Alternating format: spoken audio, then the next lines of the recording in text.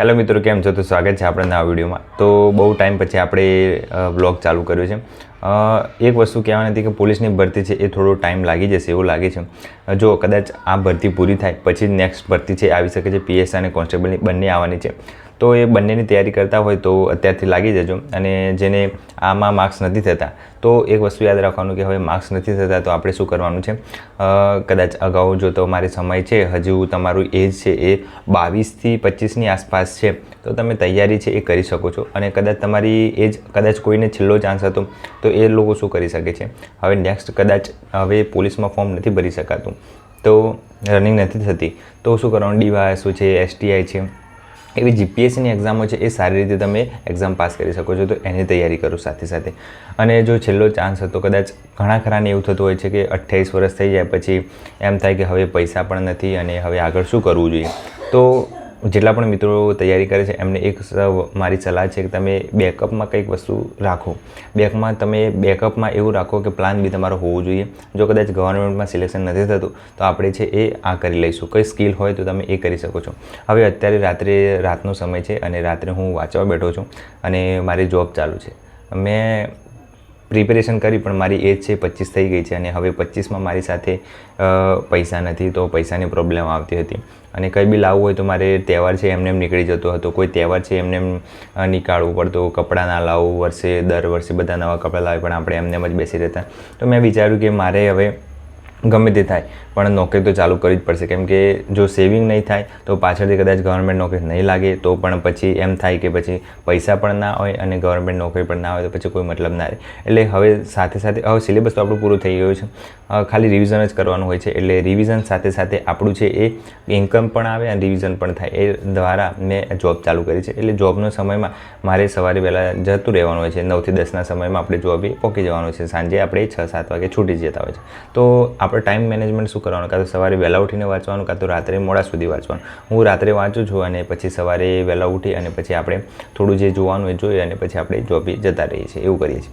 તો મારો બ્લોગ છે એ હવે કદાચ કન્ટિન્યુ, અત્યારે મારો ફોન પણ બગડ્યો હતો એના કારણે હું બ્લોગ પણ નહોતો બનાવી શક્યો અને એના કારણે પછી મેં જોબ પણ ચાલુ કરી અને પછી ધીરે ધીરે આપણે તૈયારી પણ છૂટી ગઈ એમ.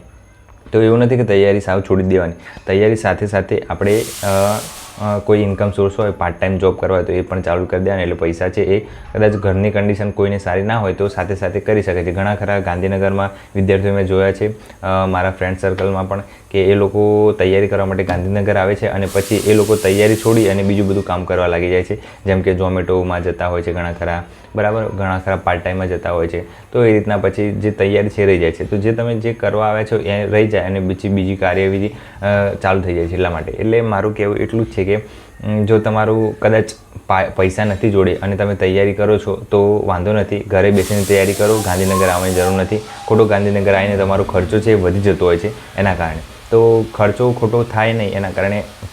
અને ગાંધીનગર આવીને તૈયારી કરી એવું નથી હોતું. શાંતિથી ઘરે બેસીને વંચાય સોરી જો બને ત્યાં સુધી ઘરે બેસી અને તૈયારી કરો એટલું ઇનફ છે. અને પોલીસની ભરતીનું કંઈ નક્કી નથી હજી, તો બને ત્યાં સુધી છે એ ઘરે બેસીને તૈયારી કરો અને કોઈક કામ ધંધો ચાલુ કરી દો, બસ, બીજું કંઈ નહીં. ગવર્મેન્ટનું કોઈ નક્કી નથી હોતું કે તમારું સિલેક્શન થઈ જ જશે.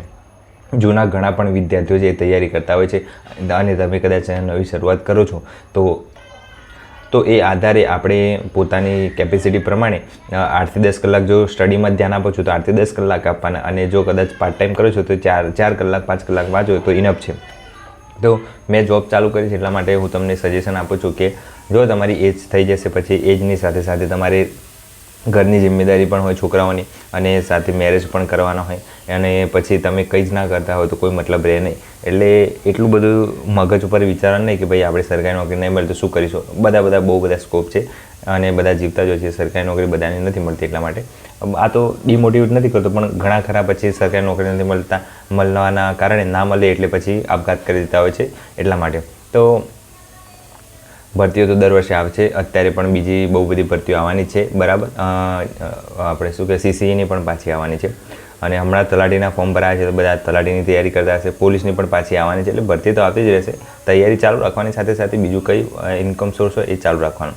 તો જે લોકો બહુ બધા કોમેન્ટ કરે છે કે હવે પોલીસની ભરતી ક્યારે આવશે, પોલીસની ભરતી કદાચ આ વર્ષે જે પૂરી થાય એ તરત ચાલુ થઈ જશે કદાચ ફોર્મ ભરવાનું, નહીં તો 2026માં આવશે. એટલે ખોટું ટેન્શન લેવાની જરૂર નથી. અને બીજું કે તમે જો તૈયારીમાં જ ધ્યાન આપો છો તો સૌથી સારામાં સારું. જો ફૂલ તૈયારી કરશો તો ઓટોમેટિક તમારું સિલેક્શન એ થઈ જશે આમાં. એટલે બીજું વધારે ટેન્શન લેવાની જરૂર નથી. જે લોકોને માર્ક્સ થઈ જાય છે કોન્સ્ટેબલમાં એને ટેન્શન લેવાની જરૂર નથી. જેને 110ની આસપાસ માર્ક્સ છે એને આરામથી થઈ જશે, પણ જેને નથી થતા એ લોકો તૈયારી કરવા લાગી જાય, બીજી ભરતી આવશે એમાં. બરાબર, દરરોજ કરશો તો વાંધો નહીં આવે. અને બને ત્યાં સુધી બુક છે એ યુવાની વાપરો. યુવાની સૌથી સારામાં સારી બુક છે. એટલે યુવાની હું તમને કહું છું એટલા માટે કે યુવામાં કંઈ ભૂલ વગર તમને સારું કન્ટેન્ટ મળી રહે એટલા માટે યુવાની કહેતો હોઉં છું. તો જે લોકો શરૂઆત અત્યારથી જ કરે છે તો પહેલાં સામાજિક વિજ્ઞાનની છે એ પૂરી કરી દો. એ પૂરી થઈ જાય પછી તમે છે NCERT યુઝ કરો અને પછી તમે સારી રીતે પકડ સબ્જેક્ટ ઉપર લાવો અને પછી તમે નોટ્સ બનાવો છે, નોટ્સ યુઝ કરવાની, નોટ્સ લખી અને વાંચવાની, એટલે વાંધો આવે નહીં. નોટ્સ છે એ તમારું સારામાં સારું તમને છેલ્લે રિવિઝનમાં મદદરૂપ થતું હોય છે. એટલા માટે નોટ્સ એ ખાસ બનાવવા રહેવાની. એટલે ટાઈમ છે તો હવે નોટ્સ બનાવજો અને નોટ્સ બનાવી અને વાંચવાનું ચાલુ રાખવાનું. બરાબર, અને ચેનલ પર નવા તો સબસ્ક્રાઈબ કરી દેજો. અને કદાચ આપણે રેગ્યુલર બ્લોગ આવશે હવે તો તમે બધા સપોર્ટ કરતા રહેજો. બરાબર.